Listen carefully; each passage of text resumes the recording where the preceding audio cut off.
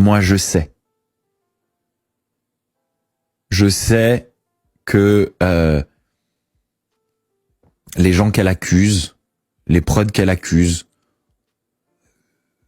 le harcèlement était monnaie courante et semble quand même avoir du mal à disparaître complètement des tournages de télé. Voilà, donc j'arrive quand même à être objectif, même si j'ai souffert moi à l'époque de la manière dont on a inventé des trucs comme ça. Voilà, j'en ai souffert. Maintenant, je suis conscient que franchement, il y a quasiment aucune chance qu'elle mente dans ce domaine-là.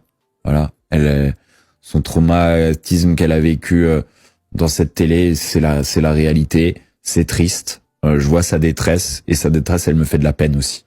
Voilà. Maintenant, passons. Je vais pas continuer à suivre cette histoire pour les raisons dont je viens de vous parler.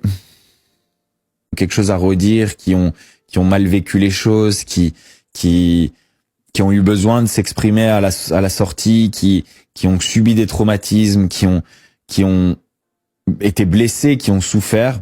C'est monnaie courante de les faire passer pour des fous. Merci Madame Opal. Merci infiniment, merci pour ton soutien. Et quand ils y arrivent pas, ils utilisent d'autres techniques, ils utilisent d'autres moyens. Et moi, ils savaient qu'ils me feraient pas passer pour un fou. Voilà. Donc ils ont dû voilà, je pense que c'est dommage qu'on ait eu ce différend avec Angèle qui date de l'époque où on avait fait des vidéos ensemble, etc. Et je pense que c'est dommage parce que il y a pas mal de domaines où on aurait pu se soutenir, on aurait pu être alliés.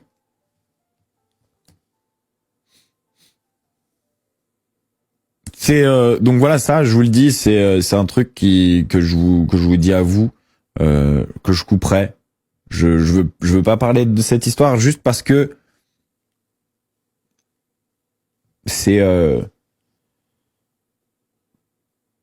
ça a été un mauvais moment pour moi. Non, j'ai pas encore parlé d'Adil. On a pas mal de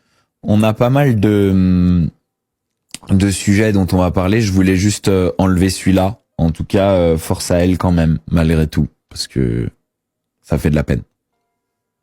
Ça fait de la peine de voir quelqu'un en souffrance à ce point. Merci Romigno. Merci infiniment. Merci pour ton soutien. Merci beaucoup.